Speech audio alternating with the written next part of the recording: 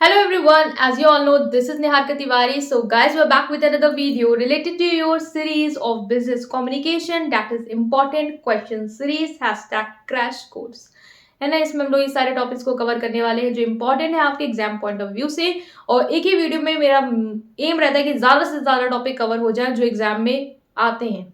ठीक है, सो इस वीडियो को जैसे कि आप लोग देख सकते हैं इसमें क्या कवर होगा, इफेक्टिव कम्युनिकेशन की कम्युनिकेशन जो है आता है आप लोग का कि इफेक्टिव कम्युनिकेशन क्या है, तो उसकी मीनिंग समझेंगे, फीचर्स समझेंगे। फीचर्स क्यों समझ रहे हैं, क्योंकि फीचर हो सकता है अलग से लिखने को आ जाए, या फिर अगर वो पूछ लेता है कि इफेक्टिव कम्युनिकेशन को एक्सप्लेन करें इन डिटेल, तो अब आप क्या लिखोगे, तो उसके लिए फीचर्स आपको पता होने चाहिए कि एग्जैक्टली क्या होता है।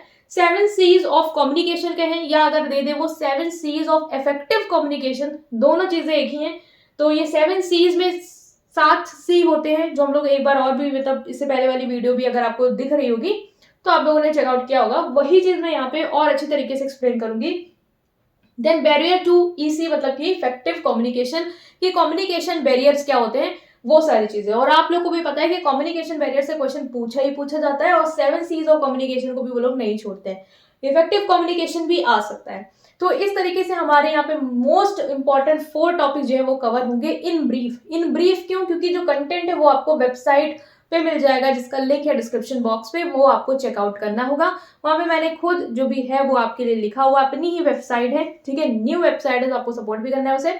ठीक है गाइस, तो इस वीडियो को जो एम है वो क्या है, आपको लाइक करने का, और most probably what I want from you all कि आप लोग एटलीस्ट 200 to 300 लाइक्स जो है उस वीडियो में जरूर करें। ठीक है, एक टारगेट लेके चल रहे हैं और इसको हम लोग अच्छे से अंडरस्टैंड करेंगे। So without any further delay let's start this video. So now guys we are going to start with the concept. सबसे पहले मीनिंग को समझेंगे and then principle of effective communication. Principle को फीचर्स में भी लिख सकते हैं तो नो प्रॉब्लम। ठीक है, तो सबसे पहले आता है कि इफेक्टिव कम्युनिकेशन होता क्या है। मीनिंग क्या दी हुई है, the communication is said to be effective when the implied meaning behind it is understood clearly and its purpose is achieved. मतलब कि एक कम्युनिकेशन कम्युनिकेशन जो होता है वो क्या है कि एक्सचेंज ऑफ इंफॉर्मेशन। ठीक है, बट यहाँ पे वर्ड क्या लग रहा है, इफेक्टिव कम्युनिकेशन। इफेक्टिव को हिंदी में बोले मतलब कि प्रभावशाली। ठीक है, तो एक कम्युनिकेशन इफेक्टिव कब बनता है, जब उसके थ्रू जो आप कम्युनिकेट करना चाह रहे हो, ठीक है, जो भी आपका उसके अंदर जो मीनिंग छुपा हुआ है उस कम्युनिकेशन के अंदर, वो सामने वाले को एकदम क्लियरली समझ में आ जाए, और जो आपका पर्पस था उसे उस मैसेज को बताने का या उस चीजों को कन्वे करने का वो आपका अचीव हो जाए, उस कम्युनिकेशन को हम कहते हैं कि ये कम्युनिकेशन जो है वो इफेक्टिव कम्युनिकेशन होता है। सपोज करते हैं, एग्जाम्पल लेते हैं अपने रियल लाइफ से, या आप लोगों ने बहुत लोग देखा होगा कि आप लोग अपनी लाइफ में भी बहुत लोगों से बात करते हैं, ठीक है, बट बहुत ही कम लोग होते हैं जो आपकी बात को आप खुद कहते हैं कि हाँ ये है, ये मेरी बात समझ जाता है या ये मेरी बात समझ जाती है। क्यों वो इंसान आपकी बात समझ जाता है, क्योंकि आपको लगता है कि जो मैं बताना चाह रहा हूँ एग्जैक्ट, जो मेरे वर्ड्स के थ्रू भी मैं हो सकता है कि लोग गलत समझ जाए, बट उसको वो बात समझ में आ जाती है। जो मेरे अंदर जो बात मैं बताना चाह रहा हूँ उसमें जो बात छुपी हुई है वो उसको समझ में आ जाती है, तो वो कम्युनिकेशन क्या हो जाता है, एक इफेक्टिव कम्युनिकेशन हो जाता है। और बहुत बार आप लोगों ने देखा होगा कि आप कोई बात किसी से कहना चाह रहे होते हैं और आप कुछ और सोच के वो बात कह रहे होते हैं, लेकिन सामने वाला उसको किसी और अंदाज में ले लेता है, तो फिर आपको लगता है यार मैं जो कहना चाह रहा था उसको वो तो समझ में नहीं आया, बट उसने पता नहीं कहाँ की बात कहाँ ले गया, तो वो आप कहेंगे कि कम्युनिकेशन बहुत ही इनइफेक्टिव है।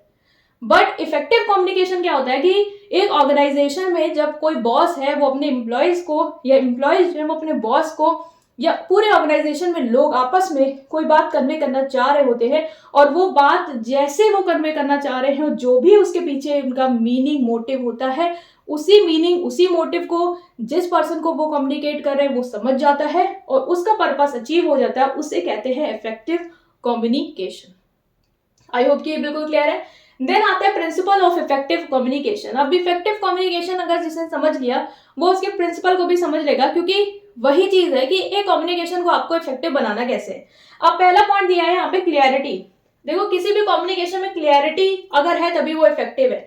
क्लियरिटी मतलब क्या है कि जो भी चीज आपको कहनी है, जो भी चीज आपको बतानी है वो बिल्कुल क्लियर होनी चाहिए। ऐसा नहीं है कि आप कंफ्यूजन में रख रहे हैं सामने वाले को, आपके वर्डिंग में ही प्रॉब्लम है, आप कहना कुछ चाह रहे हैं और वर्ड आप कुछ और ही यूज कर रहे हैं, तो वहां क्या होगी, कंफ्यूजन हो जाएगी। तो एक तरीके से आप कहेंगे कि यहाँ पे कोई कंफ्यूजन जो है वो नहीं होनी चाहिए, ठीक है, मतलब बिल्कुल क्लियर होना चाहिए। वो हो गया आपका क्लियरिटी वाला पॉइंट। नेक्स्ट क्या आता है, कंप्लीटनेस। कंप्लीटनेस मतलब कि अगर आप कोई बात कह रहे हो और आपने उसको बात को बीच में ही छोड़ दिया, तो अब सामने वाला क्या करेगा, आपने अगर कोई बात कहते कहते बीच में छोड़ दिया, आपका फोन आ गया, आप चले गए या मीटिंग ड्रॉप कर दी, तो सामने वाला फिर अपने आगे की जो बातें होगी ना वो अपने आप ही बना ले जाएगा, कह रहे ये कह रहे थे, इसका मतलब इनका मतलब वही है, बट वो आप हो सकता है कहना ही नहीं चाह रहे हो। तो कंप्लीटनेस होना चाहिए, बिल्कुल कंप्लीट होना चाहिए, ताकि जो आप एग्जैक्ट कन्वे करना चाह रहे हो वो उस तक पहुंच जाए, ठीक है।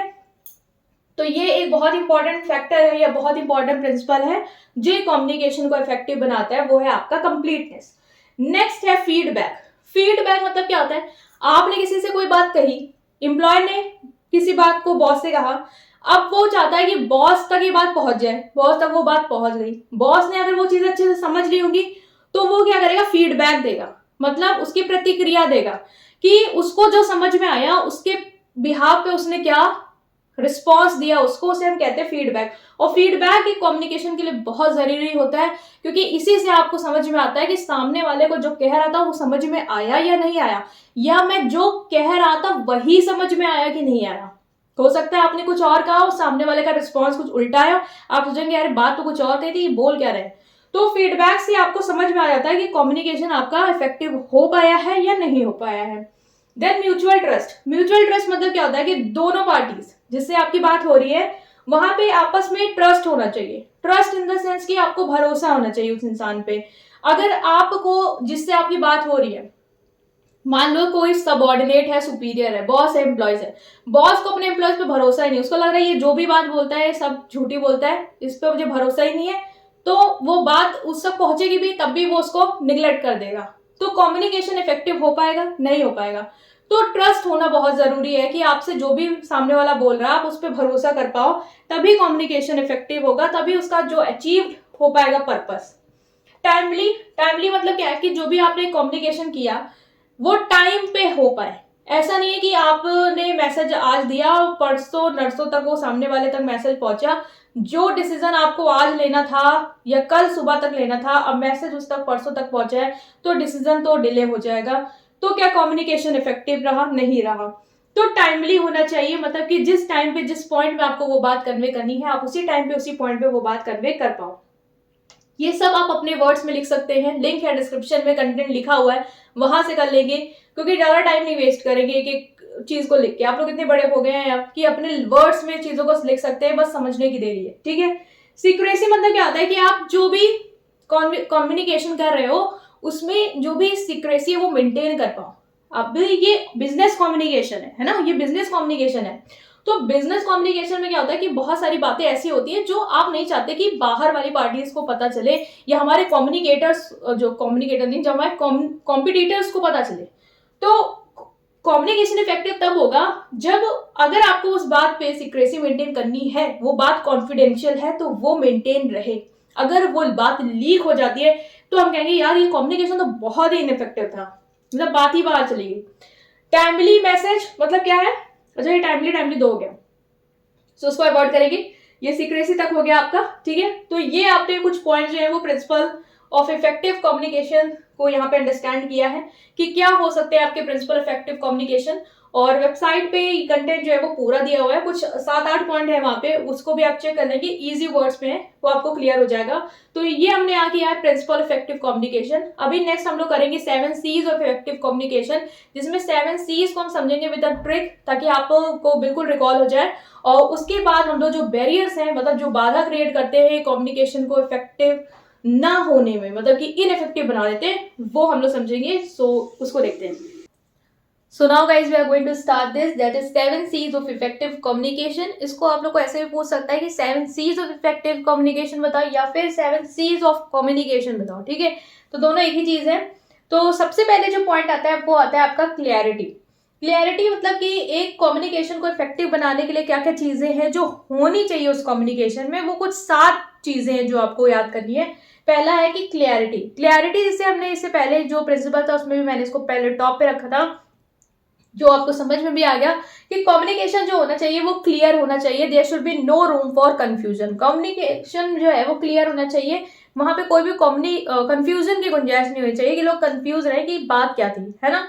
अगर वो चीज नहीं है तो ये हो गया clarity. Next is completeness. Completeness मतलब बात को अधूरी नहीं छोड़ना है, पूरी चीजें जो है वो कवर अप करनी है, जितनी भी रेलिवेंट चीजें, जितने भी फैक्ट्स एंड फिगर्स हैं जो उस चीज को, जो उस कम्युनिकेशन को पूरा करते हैं, वो सारी चीजें होगी, तो वो होगा आपका कंप्लीटनेस।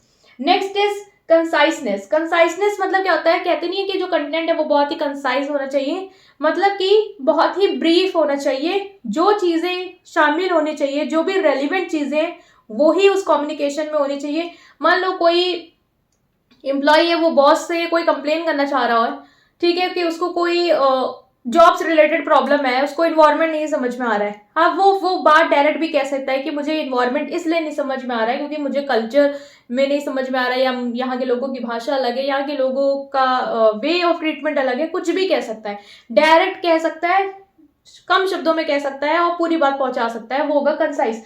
लेकिन अगर वो घुमा के फिरा के बोल रहा है कि मैं तो गांव में था, मैं तो ऐसे थे, वहां के लोग ऐसे रहते हैं, वहां पे ऐसे होता है, यहाँ पे तो ऐसे आया तो ऐसे देखा, यहाँ पे काम कर रहा हूँ तो यहाँ पे तो ऐसा हो रहा है, तो फिर वो घुमा फिरा के इररेलीवेंट चीजें बोल रहा है, तो वो क्या है कि कंसाइसनेस वहां पे नहीं है। तो कम्युनिकेशन इफेक्टिव तब है जो आप बात कहना चाह रहे हो वो आप ब्रीफ में जो भी रेलिवेंट फैक्ट्स है उनके थ्रू कह दे रहे हो, तो वो है आपका कंसाइसनेस। कर्टसी मतलब क्या होता है कि आपका जो नेचर है बात को कहने का वो पोलाइट होना चाहिए। आप एकदम चिल्ला के और एरोगेंट में इस तरीके से कम्युनिकेट करोगे तो वो इफेक्टिव नहीं होगा। आपको पोलाइटली हम्बल होकर बात को अपनी कम्युनिकेट करनी होगी। दूसरे वाले को जो आपके सामने है, जैसे कि सुपीरियर सबऑर्डिनेट में बहुत ज्यादा देखने को मिलता है कि वहां पे कर्टसी नहीं होती है। बहुत ज्यादा एनवायरमेंट ऐसा होता है कि सबऑर्डिनेट जो सुपीरियर होते हैं वो अपने आप को इतना महान समझते हैं कि वो हम्बल तरीके से या पोलाइट तरीके से एम्प्लॉय से बात नहीं करते, तो वहां पे कर्टसी नहीं होगी। अगर आप हम्बल तरीके से, पोलाइट तरीके से, इस तरीके से कम्युनिकेट नहीं कर रहे हैं तो सामने वाला फिर आपको इज्जत देगा भी नहीं, और ना ही वो आपसे बात करना चाहेगा, और ना ही वो आपकी बात को समझने की कोशिश करेगा जिस तरीके से आप कह रहे हो। तो कर्टसी जो है वो बहुत ही इंपॉर्टेंट फैक्टर है कम्युनिकेशन को जो इफेक्टिव बनाता है। नेक्स्ट इज करेक्टनेस, मतलब जो भी आप इंफॉर्मेशन दे रहे हो वो करेक्ट होनी चाहिए। ऐसा नहीं है कि आप गलत इंफॉर्मेशन दे रहे हो। अब अगर आप गलत इंफॉर्मेशन दे रहे हो तो कम्युनिकेशन तो तुरंत ही इनइफेक्टिव हो जाएगा, ठीक है। Next is कॉन्क्रीटनेस। कॉन्क्रीटनेस भी एक तरीके से कहीं ना कहीं आप कंसाइसनेस से रिलेट कर सकते हो थोड़ा बहुत। यहाँ पे भी जो चीजें वो आपको स्पेसिफिक बतानी है, मतलब जो स्पेसिफिक फैक्ट्स एंड फिगर है उसको आपको हमेशा अपने कम्युनिकेशन में इंक्लूड करना है। अगर आप जो भी सटीक चीजें हैं उसको इग्नोर मार रहे हैं और उसके अलावा आप बाकी सारी चीजें बोल रहे हैं तो कम्युनिकेशन इफेक्टिव नहीं होगा। तो कॉन्क्रीटनेस को आप रिलेट कर सकते हैं कि जो भी आपकी चीजें हैं वो क्या होनी चाहिए, थोड़ी स्पेसिफिक जो भी फैक्ट्स एंड फिगर्स है वो आपको इंक्लूड करनी है इस पे, ठीक है, इस तरीके से। क्लियरिटी मतलब कि नो रूम फॉर कंफ्यूजन, ठीक है, तो नो कंफ्यूजन से आप एक पावर वर्ड से इसको पूरा फ्रेम आउट कर सकते हैं। कंप्लीटनेस से मतलब क्या है कि पूरा जो भी है ऑल इंफॉर्मेशन जो है वो उसमें आनी चाहिए। कंसाइजनेस में क्या है कि रेलिवेंट जो भी कंटेंट है वो आपको यहाँ पे इंक्लूड करना है, ठीक है, रेलिवेंट स्पेलिंग ठीक कर लीजिएगा। कर्टसी क्या है, आपका जो एटीट्यूड होना चाहिए वो पोलाइट होना चाहिए, ठीक है, हम्बल होने चाहिए आप। करेक्टनेस क्या है कि जो भी करेक्ट इन्फॉर्मेशन है आपको वो कन्वे करनी है, तो ये राइटिंग में नहीं जाना, कंटेंट में जाना है। कंसिडरेशन मतलब क्या है कि जो आपके सामने वाली पार्टी है, मतलब जिससे आप कम्युनिकेशन कर रहे हो, आपको उसको भी कंसीडर करना है, उसके पॉइंट ऑफ व्यू को भी कंसीडर करते हुए बात को रखनी है, उसके नेचर को देखते हुए बात को रखनी है। अगर आपको लग रहा है कि सामने वाला पर्सन ऐसा है कि इससे मैं अगर ऐसे बात करूंगा तो वो चिढ़ जाएगा, तो वहां पे आपको उस तरीके से बात नहीं करनी है। वहां पे आपको उसका नेचर, उसका एटीट्यूड या उसकी फीलिंग या उसका पॉइंट ऑफ व्यू जैसा है उसके देखते हुए अपनी बात को करना है। सिर्फ अपने आप को सुपीरियर नहीं मानना है कि नहीं मेरा जो तरीका है मैं वैसे ही बात करता हूँ, मैं वैसे ही बात करूंगा, बाकी सामने वाले का मुझे कोई फर्क नहीं पड़ता, तो वहां पे आप गलत हो गए, क्योंकि वहां पे जो आप बात कहना चाहेंगे वो आपकी कन्वे हो नहीं पाएगी, वो आपको सीरियस लेगा नहीं और आपका कम्युनिकेशन क्या होगा, इनइफेक्टिव हो जाएगा। तो कंसीडर करना है एक सेंडर को जो बात कह रहा है, रिसीवर के ओपिनियन को, उसके पॉइंट ऑफ व्यू के, उसका मूड को, उसका जो नेचर है उसको देखते हुए ही अपनी बात को क्या करनी है, यहाँ पे कन्वे करनी है। तो ये आई थिंक आपको क्लियर है कि 7 C's ऑफ इफेक्टिव कम्युनिकेशन क्या होते हैं। अब इनको कैसे पेपर में याद रखेंगे, क्योंकि सब तो सी से है, ठीक है, तो कंफ्यूजन हो सकती है या कोई सी नहीं याद आ रहा होगा। तो इसके लिए एक ट्रिक क्या हो सकती है कि ये ट्रिक ही है, ठीक है, इसमें आप लोग बहुत ज़्यादा डीप में मत चले जाइए कि यार ऐसे तो कैसे है ना, उसको रिलेट मत करिएगा एक तरीके से, मतलब इसको एक ट्रिक की तरह ही रिलेट करिएगा, कंटेंट वाइज स्पेसिफिक मत जाएगा, कुछ चीज़ें हो सकता है इधर उधर हो जाए। अब मान लो मैंने यहाँ पे इसको उठा लिया, वर्ड को, कर्टिसी से कोड को, ठीक है। अब आप यहाँ पे एक पूरी पिक्चर बनाएंगे।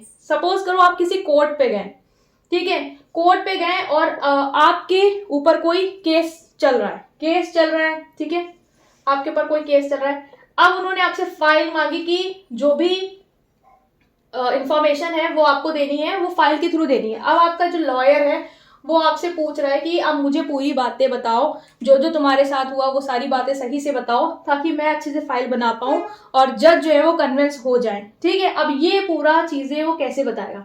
सबसे पहले तो वो कहेगा कि जो भी बातें हैं वो पूरी क्लियर बताओ, घुमाओ फिराओ नहीं, कोई भी कंफ्यूजन नहीं होनी चाहिए, ठीक है।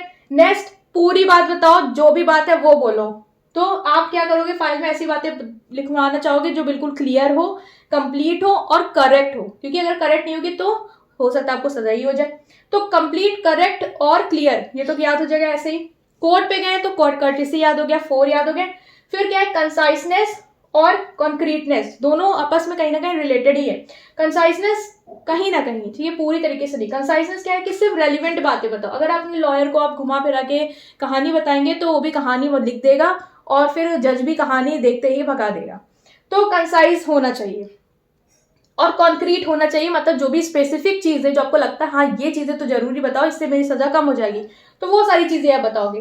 तो कंसाइसनेस हो जाएगा, कॉन्क्रीटनेस हो जाएगा, ये भी याद हो गया। और लास्ट में क्या है, कंसिडरेशन मतलब कि आपको लॉयर को जो आप बात बता रहे हैं तो आपको देखना है कि लॉयर का मूड कैसा है, वो किस तरीके से, क्या बहुत ही ज्यादा चिल्लाने वाला है या बहुत ही ज्यादा एग्रेसिव नेचर का है, तो मैं उस तरीके से उसको देखते हुए बात बताऊंगी अपनी। या फिर अगर जज है तो मुझे देखना होगा कि किस तरीके से जज, लॉयर को देखना होगा किस तरीके के जज हैं, किस तरीके से बात को रिप्रेजेंट करना है, या किस तरीके का हमारा ऑपोजिशन लॉयर खड़ा हुआ है। तो वहां पे हम कंसीडर करेंगे दूसरे की भी फीलिंग और एटीट्यूड और उसके बिहेवियर को, और उसके बाद अपनी बात को रखेंगे। तो ये पूरा क्या है, एक ट्रिक है, ये पूरी कहानी है जो आपको बनानी है अपने दिमाग में। मैं लॉयर के पास गया, उसको clear information the, complete the, correct दी, और कहाँ गया था, कोर्ट गया था। उसके बाद जो इन्फॉर्मेशन थी वो बिल्कुल कंसाइज थी, रेलिवेंट फैक्ट थे, स्पेसिफिक फैक्ट थे, तो कंक्रीट भी थी और कंसीडर करके ही दिया था। तो ये पूरी जो है वो ट्रिक से याद हो गया आपको 7 C's ऑफ इफेक्टिव कम्युनिकेशन। अब लास्ट टॉपिक देखेंगे कि बैरियर्स क्या है कम्युनिकेशन के, कम्युनिकेशन बैरियर्स, और उसके बाद इसको वाइंड अप करेंगे। सो उसको देखते हैं। So now guys we are going to start this, that is barriers to effective communication की कम्युनिकेशन बैरियर्स क्या होते हैं, ठीक है। सबसे पहले मीनिंग समझेंगे, any obstacle or problem in the process of communication which hinders or obstruct the process of communication is called communication barriers. मतलब कि कोई भी प्रॉब्लम या ऑब्स्टिकल जो एक कम्युनिकेशन की जो प्रोसेस है उसको रोक दे या उस पर कोई बाधा क्रिएट कर दे, ठीक है, प्रॉब्लम क्रिएट कर दे, तो वो होता है प्रोसेस ऑफ कम्युनिकेशन। मतलब सपोज करो आप कोई बात अपनी कन्वे करना चाह रहे हो किसी को, फिर कोई चीज ऐसी हुई जिसकी वजह से आप उस चीज को कन्वे नहीं कर पाए, या आपको कोई प्रॉब्लम फेस करनी पड़ गई, बात नहीं पहुंच पाई या बात नहीं कन्वे हो पाई उसके चक्कर में, उसे कहते हैं कम्युनिकेशन बैरियर्स। अभी आप लोगों ने कभी कभी देखा होगा कि बहुत टाइम हमारे, जैसे स्कूल का एग्जाम्पल लेते हैं, जब मॉर्निंग असेंबली होती थी तो धूप में सबको खड़ा कर देते थे, और धूप में खड़ा हो जाने से क्या होता था कि बहुत, मतलब जो भी चीजें बताई जा रही होती है बहुत लोग नहीं सुन रहे होते हैं, क्योंकि उनको लग रहा है गर्मी लग रही है, जल्दी जल्दी खत्म करो, भगाओ यहाँ से।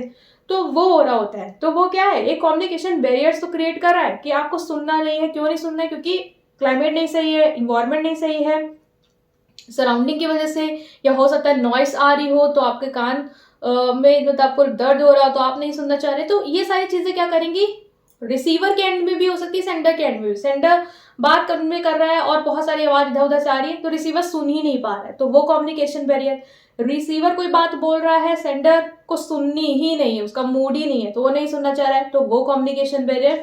तो जो भी चीजें आपकी कम्युनिकेशन, मतलब जो भी आप बात पहुंचाना चाह रहे हो उसको ना पहुंचाने दे, उसमें कोई प्रॉब्लम क्रिएट कर दे, वो होता है कम्युनिकेशन बैरियर्स। अब यहाँ पे बहुत सारे टाइप ऑफ जो बैरियर्स है उन्हें समझेंगे। सबसे पहले जो टाइप है वो है फिजिकल बैरियर्स, और इसके बाद हम लोग साइकोलॉजिकल, ठीक है, सोशल, कल्चरल, ऑर्गेनाइजेशनल, हर तरीके के समझेंगे। सबसे पहले जो है वो है फिजिकल बैरियर्स। लिंक है डिस्क्रिप्शन बॉक्स में, जो कंटेंट जिनको चाहिए वो वहां से जाकर उसको देख लें। पहला है कि जो भी बैरियर्स अराइज करते हैं हमारे सराउंडिंग या एनवायरमेंट। फिजिकल मतलब क्या है कि जो भी हमारे इर्द गिर्द चीजें हैं उनकी वजह से जो हमारे बैरियर्स आ रहे हैं, जिनकी वजह से हम बात नहीं कह पा रहे, कन्वे नहीं हो पा रही है, उसे कहते हैं फिजिकल बैरियर। सपोज कर मैं ये वीडियो बना रही हूँ, बाहर कंस्ट्रक्शन वर्क होने लग जाए, ये क्या है? Physical barrier. हमारी सराउंडिंग की वजह से आपको वो बात नहीं पहुंच पा रही है, ठीक है।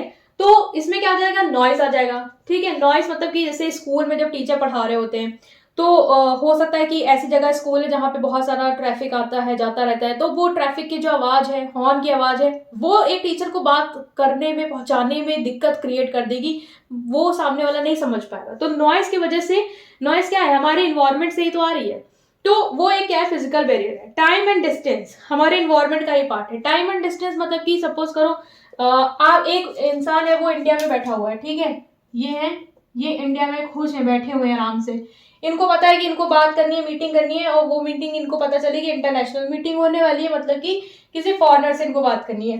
अब वो जो फॉरेनर है वो यहाँ पे आराम से बैठे हुए हैं, खुश है, ये भी यहाँ, चलो हमारी दोनों की बात होगी। अब ये देख रहे हैं कि हमारे यहाँ तो चलो रात हो रही है, और इनको टाइम दिया गया कि जो फॉरेनर है उनके यहाँ चलो दिन हो रहा है, ठीक है। अब ये परेशान है, इनको लग रहा है हमें तो सोना है, और ये कह रहे हैं कि अब मीटिंग करनी है तो अभी कर सकते हैं क्योंकि मेरे यहाँ तो दिन हो रहा है, मैं रात में फ्री नहीं हूँ, मुझे रात में सोना है। तो इन दोनों के बीच में क्या हो रहा है? टाइम एंड डिस्टेंस का बैरियर क्रिएट हो रहा है। टाइम की भी प्रॉब्लम आ रही है, इतने दूर है, डिस्टेंस भी है कि इनको बात करने के लिए कहीं ना कहीं एडजस्ट करना ही पड़ेगा, और इसकी वजह से लोगों को प्रॉब्लम हो रही है। अगर टाइम भी सही होता, डिस्टेंस भी ज्यादा दूर ना होता, आराम से या तो पास में ही है जाके बात कर लेते, और टाइम का इशू ना होता है तो भी ये दिन दिन में बात कर लेते। तो ये एक तरीके से ये क्या कर रहा है? डिस्टेंस जो बैरियर है वो क्रिएट कर रहा है, that is time and distance. Next is wrong choice of medium. Suppose करो आपको कोई बात बतानी है किसी को, और आपने मीडियम जो सिलेक्ट किया वो गलत सिलेक्ट कर लिया। जैसे कि अनएजुकेटेड वर्कर्स हैं, ठीक है, अनएजुकेटेड एम्प्लॉयज है, ये बेचारे एम्प्लॉय जो है वो अनएजुकेटेड है, इनको नहीं पता है भैया ये तो तुम इंग्लिश बोल रहे हो इतना, वो नहीं समझ पा रहे हैं। बॉस है, आए झाड़ रहे हैं इंग्लिश आराम से कि ये है वो है, मैं पीपीटी खोल के बैठ गए हैं, समझा रहे हैं। अब ये तो अनएजुकेटेड, इनको क्या समझ में आएगी इनकी बात? तो कम्युनिकेशन बैरियर आ गया ना, क्योंकि आपने मीडियम ही गलत चूज कर लिया। आपको ये मीडियम नहीं चूज करना चाहिए था, वीडियो कॉन्फ्रेंसिंग का मीडियम चूज कर लिया उस वर्कर के साथ जो गांव में है, गलत हो गया, बात नहीं हो पाएगी घर में। तो क्या है? Wrong choice of medium. Climate और वेदर, सपोज करो क्लाइमेट और वेदर जो होता है वो भी एक बैरियर क्रिएट करता है और हमारे फिजिकल इन्वायरमेंट में एग्जिस्ट करता है, इसलिए किसमें आ गया? आपके फिजिकल बैरियर में। क्लाइमेट और वेदर मतलब क्या है? सपोज करो ये है, इनको बात करनी है, ठीक है, ये खुश है, आज मीटिंग होगी, ये सब एम्प्लॉयज भी खुश है, आज मीटिंग होनी है, सब खुश हैं। और क्या हुआ? एकदम से पावर कट हो गया, ये जो आराम से बात कर रहे थे, टॉप फ्लोर पे थे, बहुत तेज धूप थी, पावर कट हो गया, इन लोगों को सबको गर्मी लगने लग गई, सब परेशान हो गए, बात कम कर रहे हैं, पसीने ज्यादा पूछ रहे हैं। तो ये क्या हुआ? यहाँ पे बैरियर क्रिएट हो गया, सराउंडिंग की वजह से, क्लाइमेट और वेदर की वजह से बात नहीं हो पाएगी, भैया मीटिंग ओवर करो। तो ये क्या है कि फिजिकल बैरियर्स हो गए, मतलब कि नॉइस की वजह से, टाइम एंड डिस्टेंस की वजह से, रॉन्ग चॉइस ऑफ मीडियम की वजह से, और वेदर और क्लाइमेट की वजह से जो भी बैरियर्स आते हैं, जो भी प्रॉब्लम क्रिएट कर देते हैं कि आप जो बात बता रहे हो वो बात नहीं बता पाओगे, क्योंकि वो चीजें कहीं ना कहीं खराब हो जाएंगी इनके चक्कर में, जो वो होता है आपका फिजिकल बैरियर। इसके बाद नेक्स्ट जो बैरियर्स है उसे कवर करते हैं, सो उसको देखते हैं, और कंटेंट का लिंक है डिस्क्रिप्शन में, उसे चेकआउट कर लीजिएगा, ठीक है। सो नेक्स्ट देखते हैं। Okay, so now guys we are moving toward another, ठीक है, बाकी कवर करते हैं। तो ये है सिमेंटिक और लैंग्वेज बैरियर। फिजिकल बैरियर समझ में आ गया ना, अपने इर्द गिर्द जो बैरियर क्रिएट कर रहा है, ऑब्स्टिकल क्रिएट कर रहा है, बात को कन्वे करने में होता है फिजिकल बैरियर। सिमेंटिक और लैंग्वेज बैरियर, लैंग्वेज बैरियर मतलब कि ऐसे बैरियर जो आपकी लैंग्वेज के कारण आ जाए, मतलब कि हो सकता है कि मेरा प्रोनाउंसिएशन अलग हो, आपका प्रोनाउंसिएशन अलग हो, तो आप मेरी वो वर्ड आपको पता है कि हाँ ये वर्ड यही होता है, लेकिन आप उसको अलग तरीके से बोल रहे हैं और मैं अलग तरीके से बोल रही हूँ, तो आप नहीं समझ पाएंगे।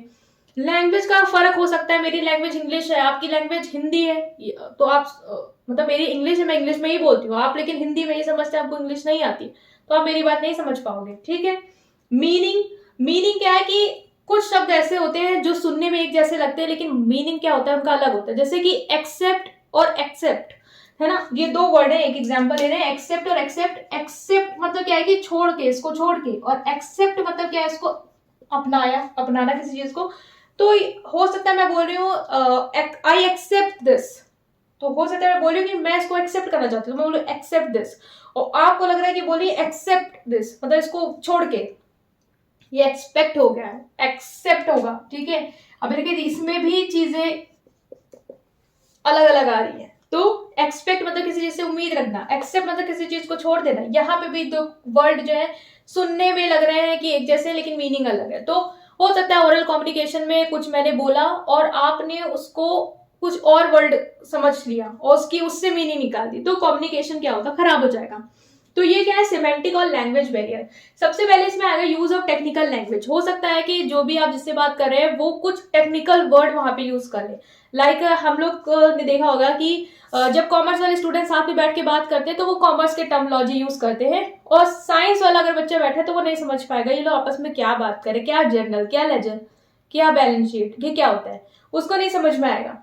और अगर साइंस वाले बच्चे बैठे हुए हैं वो कुछ ऐसा टर्मिनोलॉजी फिजिक्स की लाके धर दे कॉमर्स वाले आर्ट्स के वाले से, उसको नहीं समझ में आएगा।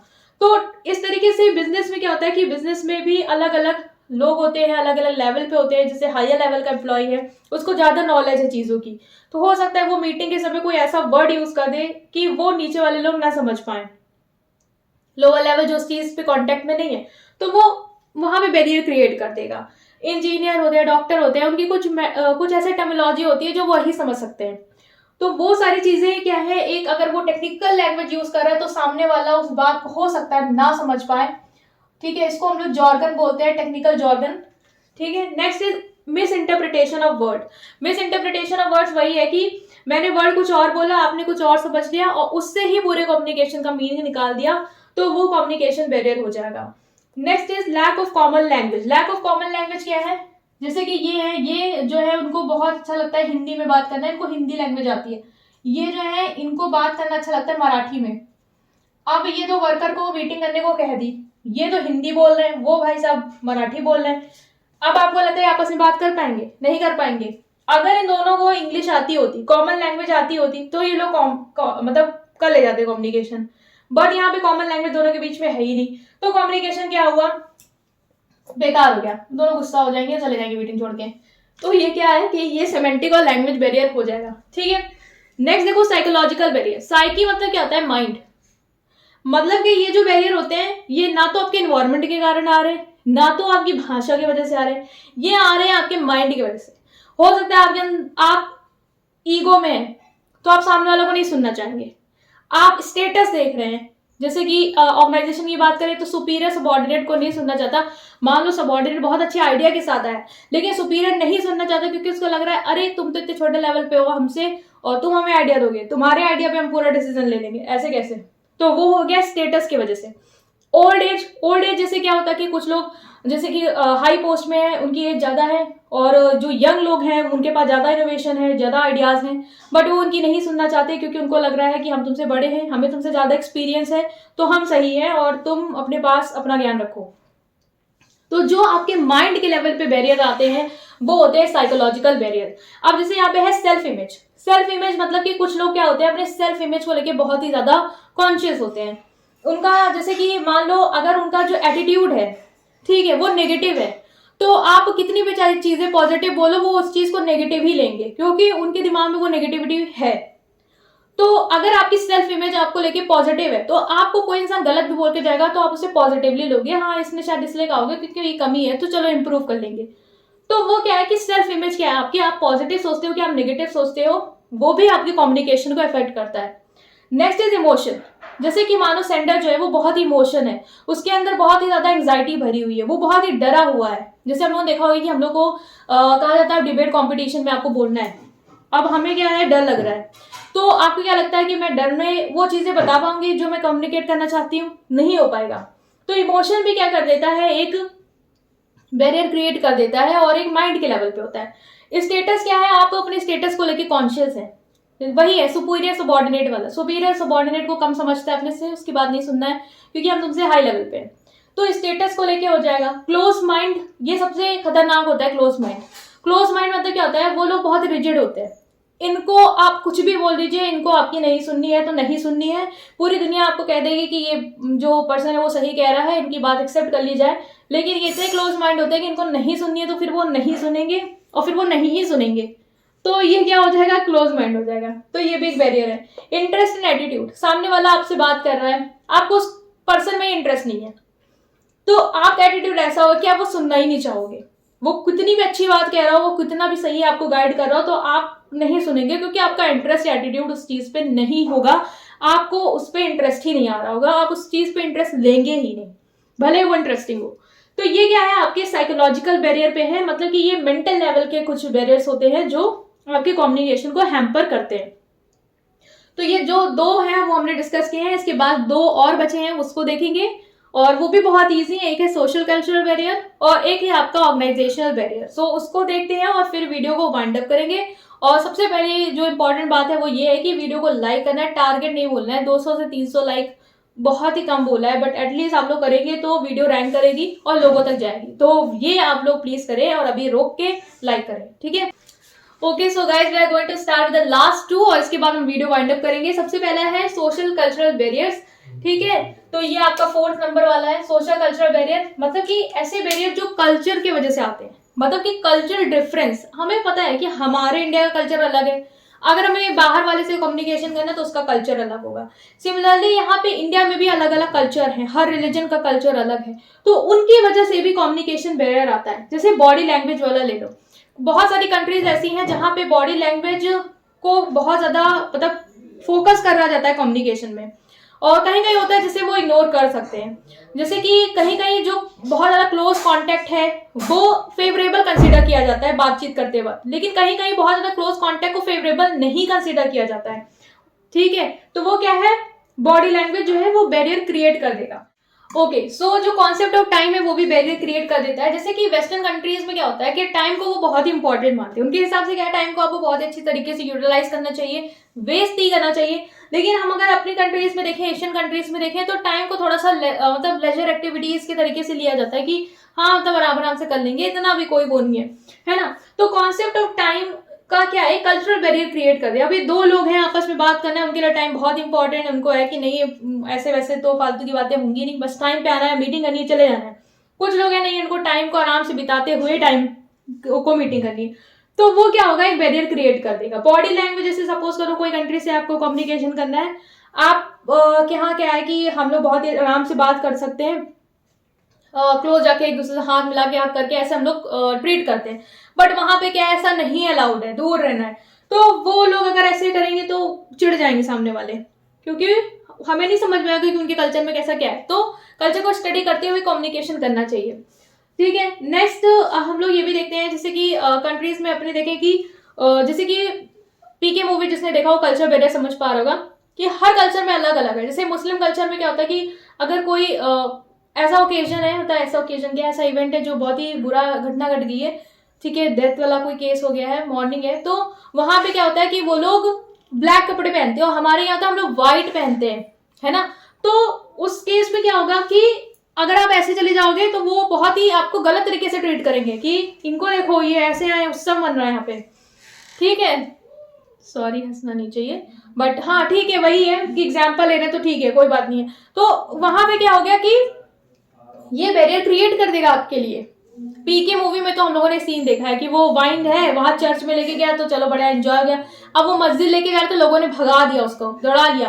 तो अलग अलग कल्चर का अलग अलग चीज है उसी एक चीज को लेके, तो आपको उसको ध्यान में रखते हुए कम्युनिकेशन करना है, ठीक है। नेक्स्ट जो आता है वो आता है last, organisational barrier. Organisational barrier वो होते हैं जो ऑर्गेनाइजेशन के में आते हैं, मतलब कि ऑर्गेनाइजेशन के कारण जो बैरियर अराइज होते हैं वो, जैसे कि कॉम्प्लेक्स ऑर्गेनाइजेशन स्ट्रक्चर। आपका ऑर्गेनाइजेशन का स्ट्रक्चर बहुत ही कॉम्प्लेक्स है, बात कम्युनिकेट करने के लिए बहुत सारे लेवल पार करने होते हैं, जैसे यही है too many level in the organisation. ये एक तरीके से दोनों सेम हो सकता है कि ऑर्गेनाइजेशन स्ट्रक्चर आपने इतना कॉम्प्लेक्स बना दिया है कि जिसको बात कन्वे करनी है वो समझ ही नहीं पा रहा है कि कैसे या किस थ्रू मीडियम के थ्रू बात करी जाए। तो वो जब समझेगा, टाइम लेगा, तो उतनी देर में हो सकता है बात वहां खराबी हो चुकी हो। तो टू मैनी लेवल या कॉम्प्लेक्स ऑर्गेनाइजेशन स्ट्रक्चर, और टाइम या टाइमलीनेस भी हो सकता है, लाइक बहुत ज्यादा डिले हो रहा है, लेवल ज्यादा है, बात टाइम से पहुंच ही नहीं पा रही है टाइम टू मैनी लेवल्स की वजह से। और यह हो सकता है कि इतना टाइम का आपने पाबंदन रख दिया कि इतने देर में आपको ये डिसीजन देना है, तो हो सकता है उसको सोचने का ज़्यादा टाइम ही नहीं मिल पाया और डिसीजन भी बेकार निकल के आया। तो ये सारी चीज़ें क्या करेंगे, एक ऑर्गेनाइजेशन की वजह से एक बैरियर क्रिएट कर देंगे आपकी बातचीत पे, और वो होता है आपका ऑर्गेनाइजेशनल बैरियर। तो हमने यहाँ पे डिस्कस किया है बहुत सारे टॉपिक की मीनिंग क्या होती है इफेक्टिव कम्युनिकेशन की, प्रिंसिपल जिसको आप फीचर्स भी इस तरीके से लिख सकते हैं, और 7 C's of effective communication and last that is barriers to effective communication. ये इन चारों से कोई ना कोई क्वेश्चन जरूर फंस जाएगा आपके पेपर में। और अगर आपको ये पूरी सीरीज अच्छी लग रही है तो आप उसको लाइक करेंगे, चैनल को सब्सक्राइब करेंगे, वीडियो को ज्यादा से ज्यादा शेयर करेंगे। Thank you.